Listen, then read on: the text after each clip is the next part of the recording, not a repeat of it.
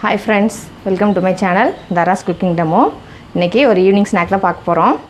மைசூர் போண்டா எப்படி செய்யறதுன்னு பார்க்கலாம். இந்த கப்ல ஒரு 3/4 கப் வந்து மைதா மாவு எடுத்துர்க்கேன். அதிலே 1/4 கப் வந்து அரிசி மாவு. இதுல 1/2 கப் தயிர் எடுத்துக்கணும். ஒரு 2 இன்ச் இஞ்சி வந்து கிரேட் பண்ணி வச்சிருக்கேன். green chilies ஃபைனா சாப் பண்ணி வச்சிருக்கேன் காரத்துக்கு. டிஷ்க்கு தேவையான சால்ட், ஒரு 1/2 டீஸ்பூன் வந்து ஜீரகம் எடுத்து வச்சிருக்கேன். ஒரு டீஸ்பூன் பேக்கிங் சோடா எடுத்து வச்சிருக்கேன். இப்போ ஒரு மிக்சிங் பவுல்ல ஃபர்ஸ்ட் மைதா மாவு, இந்த ட்ரையா இருக்கிற இன்கிரிடியன்ட்ஸ் எல்லாம் ஃபர்ஸ்ட் சேர்த்து நல்லா mix பண்ணிக்கலாம். அந்த கப்லயே 1/4 கப் வந்து அரிசி மாவு, பேக்கிங் சோடா, டிஷ்க்கு தேவையான சால்ட், ஜீரகம், இஞ்சி, பச்சை மிளகாய். இப்போ இந்த ட்ரை இன்கிரிடியன்ட்ஸ் எல்லாம் ஃபர்ஸ்ட் வந்து நல்லா mix பண்ணிக்கலாம்.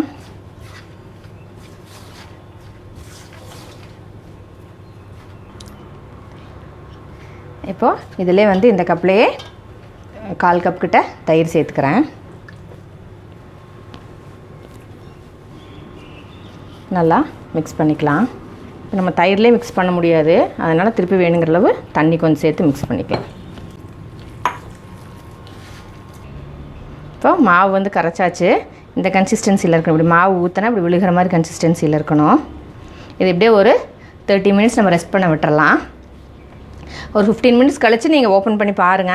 மாவு ரொம்ப தண்ணியா இருக்கிற மாதிரி இருந்துச்சுனா ஒரு 2-3 ஸ்பூன் மைதா மாவு போட்டு திருப்பி கலக்கி அதே மாதிரி இன்னொரு 15 மினிட்ஸ், மொத்தமா ஒரு 30 மினிட்ஸ் அப்படியே ரெஸ்ட் பண்ணட்டும். இப்பலாம் நான் பார்த்துட்டேன், கரெக்ட்டா இருக்குது. அப்படியே மூடி வச்சிரலாம். ஒரு 1/2 மணி நேரத்துக்கு அப்புறம் பார்க்கலாம். இப்போ 1/2 hour to 35 minutes கிட்ட மாவு நல்லா ஊறிடுச்சு. இப்போ பேன்ல வந்து ஆயில் நல்லா ஹீட்டா இருக்குது. இப்போ எண்ணெய் நல்லா ஹீட் ஆன உடனே இந்த மாதிரி ஒரு பவுல்ல தண்ணி வச்சு இப்படி கை நனைச்சுக்கோங்க. பவுல்ல நல்லா கை நனைச்சிட்டு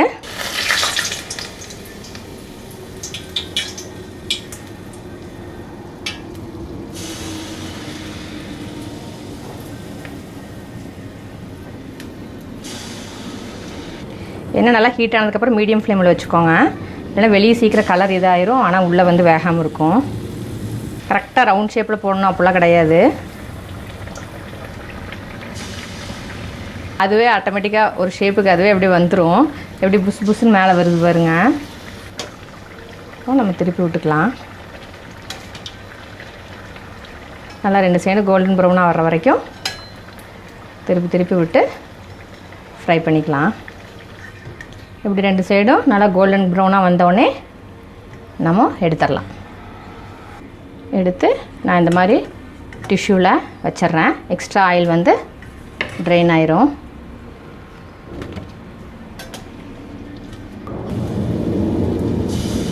அதே மாதிரி அடுத்த அரிசல் போட்டுடலாம். இப்போது இதுவும் நல்லா பொரிஞ்சிருச்சு, நல்லா கோல்டன் ப்ரௌன் ஆயிடுச்சு. இப்போ எண்ணெயிலிருந்து எடுத்துடலாம். இதே மாதிரி நம்ம எடுத்து வச்சுருக்க எல்லா மாவையும் போட்டு எடுத்துடலாம். இப்போது எங்கள் வீட்டில் ஈவினிங் ஸ்நாக்ஸ் சுட சுட மைசூர் போண்டா தயார். நாங்களே டேஸ்ட் பண்ண போகிறோம். நீங்களும் சுட சுட காஃபியோட நீங்களும் இதே மாதிரி செஞ்சு டேஸ்ட் பண்ணி பாருங்கள்.